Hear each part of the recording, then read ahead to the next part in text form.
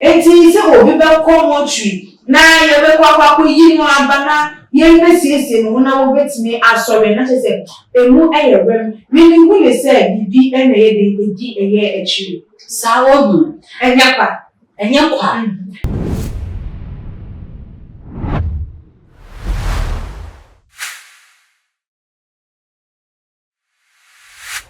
man runs from his work when a corpse woke up. I ain't dying him say one of Kubia or Moto or Essi was say or would your movie jarry funu or Messi funu and said about your mobile kama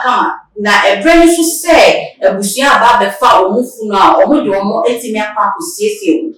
Ako edomako to a crabia. Now what you money beer and Kobi or more if no a buy. Now I not didn't say or go up a chef who said, Dibia air than ACT. Say the way you're betting me, I see no a channel, because any name says, oh, be what your channel, you will soon in Namia, Sawa, and Asheme says you a common as a brand new sound for Baba, Umufuno Ako. I saw much money and I didn't so obey, and a brow could be a data so bad, and who said, a fool, I'm sorry. Na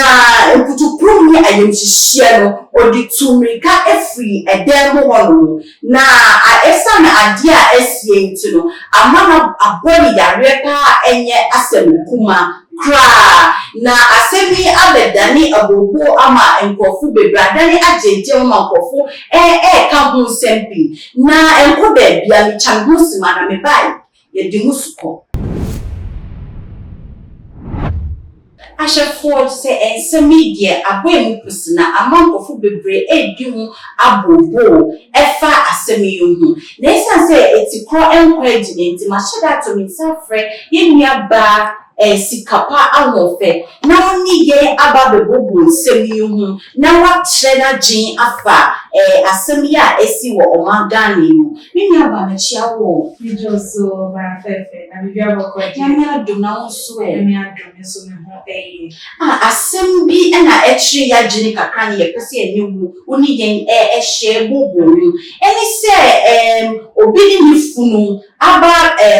mochreman ho na mochreman ni sisa de o se yen yin se obi hu a mochreman fo ya na mu jare ni pa mu siesie no mu kama se na be ya omu ya nipa na ye ni funu ma be fa eni pa ko to ne crab ye se de dada ye no aha enti no ekoba asa no ko bi efunu so na di se ko ba bi siesie no na nyu ya ni se funu ya pija mi ti se wo so ai nya se kuma na osori ye no se papa no awu kuponya yin hihie efise won hie bi sa da ni ti o die mi ka jani fridi am ho no na aboni ya rie ama wonya stroke cry den e wo hu enya bi busa se e be busiafo na baba ni pa ni jare no represent omunya break kakra edi ma efunu no e dey say obi yare ana se ka so obi ewo to da nipa omuye bi otimi ko ma for some time but because omu nipa na o ye de nipa ni sorry nti no maka se o ma boni to se nipa na ye de ewu na omodi na ba be de aba be to mochreman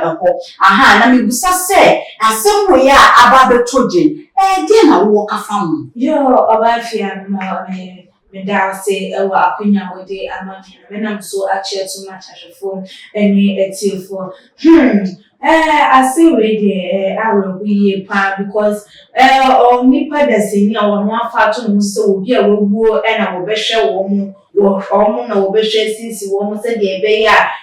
wo adehie na wo mu ye mu de no so atimi ababa befre no sa adwuma no so eye edi na bibi edi na afa adwuma odi ato mo so a wo ye de nya bibi de sa adwuma na sa de wo koya bi mu ana de wo sa ko ha fuma na awo we pa na mi jidi ye pa se on se de na wudi kan kan wo bi wo mu a wo be yare ana bibi ni na onya koko makakra bi a instead of say be nya to base na ya hwe ni ehu se ni pe ye ma ni bi some days e ma no crab because e wo crab no from ti ma wo some months no ya hwe no mo di hwe any months ni pe na still na no Uda so ewoda eyina ne emu ni se nya de so betimi ne womo but Ghana ha no na mse yeni ye friends structures ne no make count ni nipa no nya ye a won ka ho 3 hours ne mu anu no ne ya ma so yes bobu na ye de wo ekwa enesa enti se nya me e be di wo fofia ye be do ko ni ga wo betimi aka ho asore bofiri mu ana jese mu anu wu mu anu because baby ayi kwa kwose ewe ni enya wana wo ye de wo tie na wo ka se wa ye used to na enti no wo betimi asori anytime enti se obi be ko mochi na ye be kwa yi no abana ye be siesie no na wo betimi asori na jese emu eyerem mini hu le se bibi na ye de edi eye echi sawo hu enya kwa na esimi paso se ebia nipa no wu ya mpaso ampa se oye de owu yi na ebia yakopon man second chance ebia ona asase we so enu so etimi eba ne sa binu mu gidi sa de ebi on so esi onso bo onu mu otimi ka se otimi da na ebia on sorry ka se ebia okokoma Otimika se makọ ọla ba makọ heaven na ba se na mu wo mo sa e na mi di kan se na ye nya mfa man krofo a wo mo ekoko ma na so bu ho no ma ko blackout e wo efi a ni medu hospital se wo dada e bia se ko mu nya to ba se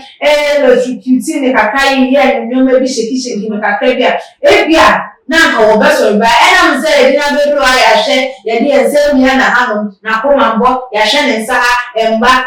doctor ni di na yesi na ha won te e mo no yesi ogu na ye no kono no enso e ka wo bi because over na obi ni pa nya me na e ma na kwakwa hye eye enyo bia ye den aba untimi enhre obo na ya nunu jese ya mani panewu na se enye ne pene nya meeting mo poso opeso won san so bi mu kwa dia obetimi because they were here to ye me so a wo ye enti se na bi team poso o mani pane embra obetimi aba enti do za na se bi nipa no ye declare se wo gu ebia den bi na adwen ana nti wo poso o ma ba ka de so ya na wo so nya de wo mani pane enso by the time make us say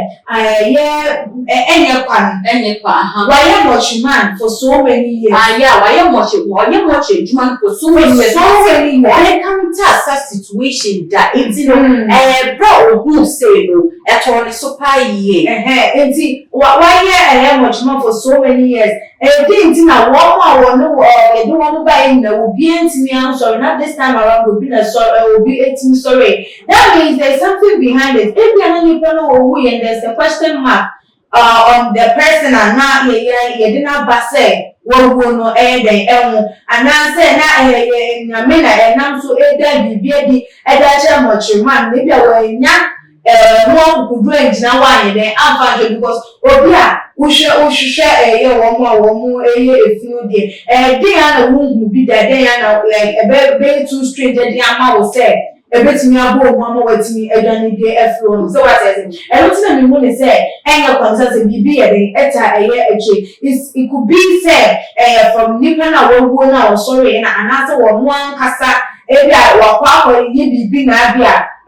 ye nam nipsa obi a wo so na ye de ka bibi de aye atren we are sure sir because ebia onhu bi da won so obi o no ni de nse o kwa sexy ni pan na bia o jare no o because we yi ni yem ne o because ahye ni yem ne wa ye de o jare na sisi de mu kama na okọ but situation we onhu bibi sada and also ye ni na ko kan se wu de bia wu woda na wo hu se premier kaka ye de eda kwen wu ye na shunya mi kan kenti mo betimi adun so ye de ego sebe ba wo se ka wu ye na wo se wu free edan mu na be free free den na at least o de hwe ni e be koso just to say we wait me aba bontia ba be ka say o bia say na mu ye say so what you say but still plan me say akowo bi o che say me sure say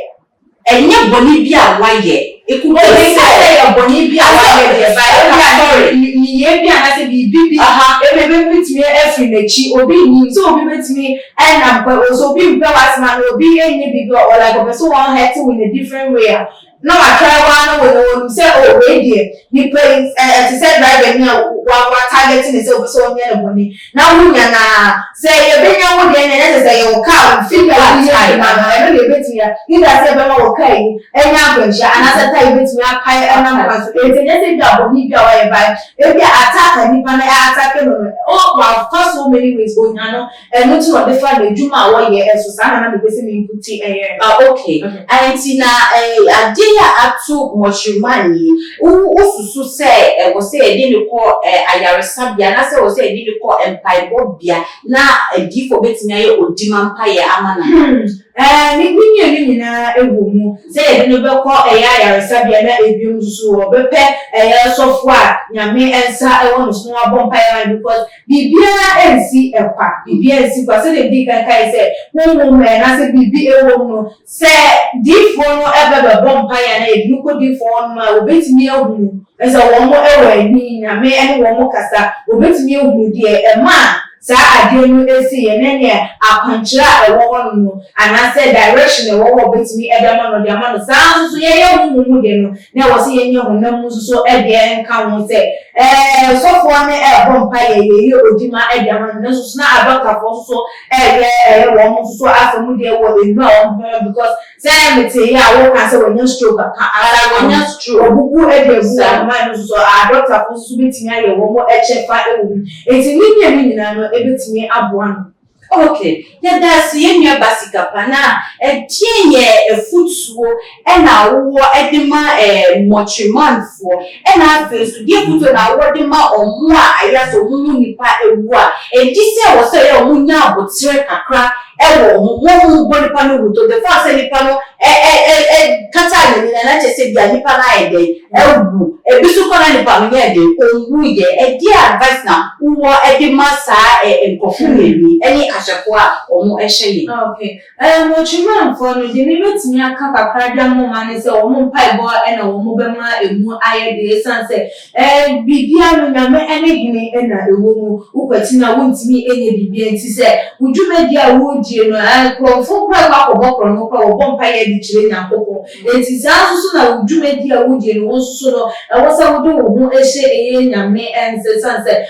akwa bebre so na wo befitimi aye de afaso e dia atako se ye nyawo ewo fie nyawo wo yire wo ma aside wadwuma wo di nti ye to e de eba wo ma ebe nyantimi wo ni se mpaibo ne ahwiye so eka ho a wo mo adwuma no so betimi aye no ma ye metoti na ebi mo so wo ma wo mo di hyewu ya ne amo mo so ne de wo ma ko eye mo chubo ho wo fie no ano no akope mo chubi no ne na kwa kwhye no aya ma ma ye prayer ho entu eye ma mpambilika esanse obu wo mo a ebi na wo mu yo na nso so that moment no se ka be otimi di no ko hospital na ye hwehwe no e pikino kakra bia ko betimi ba ko ba enam se 1 minute na enumu no jese wakuno anase wa like mama yoko sie no ewo enimu so hwe nya mu krobofo no ko de ekuwu ye na ne e ba wo sie enti asema no ye nya to anya bu so no obe awo ko wa be wo ho na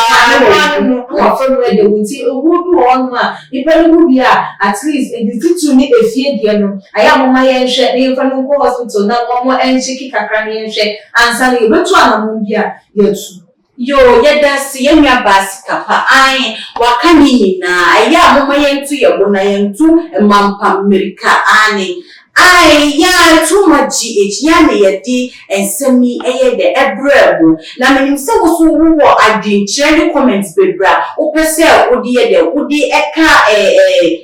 discussion ya eye de ya have ye yo enti neka se wo comment section fa wo di ye de wadwenkyere fa de effort to command na fe na ko YouTube ko subscribe ko too much GH afi so Facebook MRF also ko subscribe MIA na ofi wo awako Instagram and any trader also so no ko na ko subscribe de efa MIA na mi a me di enkomochichi ebre o mi di efia instrument ba ko pe dase na ye pesa ehia